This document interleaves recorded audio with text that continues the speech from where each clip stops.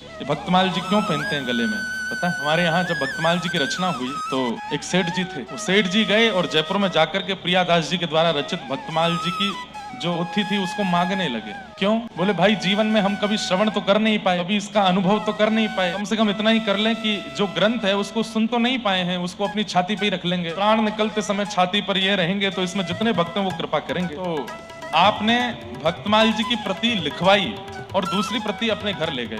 अपने घर वालों से जाकर के बोले मुझे तुम लोगों से कुछ नहीं चाहिए, जितनी जमीन चाहिए तुम्हारे नाम कर दूंगा, जायदाद तुम सब में बांट दूंगा, बस एक काम कर देना। बोले जब मेरे प्राण निकले ना तो ये पोथी रखी है अलमारी, इसको निकाल के मेरी छाती पर रख देना, बस। असली घटना है, वही हुआ। जब उनका अंतिम समय आया उनके सारे बच्चे सामने आ गए और सबने आगे कहा पिताजी अंतिम इच्छा बता दीजिए। तो बोल नहीं पा रहे थे, बस इशारा कर रहे थे अलमारी की तरफ। तब एक बालक को याद, अरे इन्होंने कहा था कि वो पोथी मेरी छाती पर रख देना। तुरंत वो पोथी जैसे ही छाती पर रखी, बंधुओं, पुत्र पुत्री पत्नी बहुएं नाती पोते सब अंतर ध्यान हो गए। श्री सूरदास जी महाराज, कुम्मनदास जी महाराज, श्री स्वामी हरदास जी महाराज, हितरवंश महाप्रभु, श्री गोस्वामी तुलसीदास जी महाराज, भक्तिमती मीराबाई, कर्माबाई, करमेती बाई, जितने चरित्र हैं भक्तमाल जी में और उसमें जितने भक्त हैं सब भक्त चारों तरफ प्रकट हो गए और प्रकट होकर के उन सेठ जी से बोले चलो उनको लेकर के चलें निज वृंदावन, निकुंज में लेकर के। वे सब भक्त जन उन सेठ जी को लेकर के निकुंज में गए। प्राण निकल गए लेकिन सब भक्तों के साथ वो गए।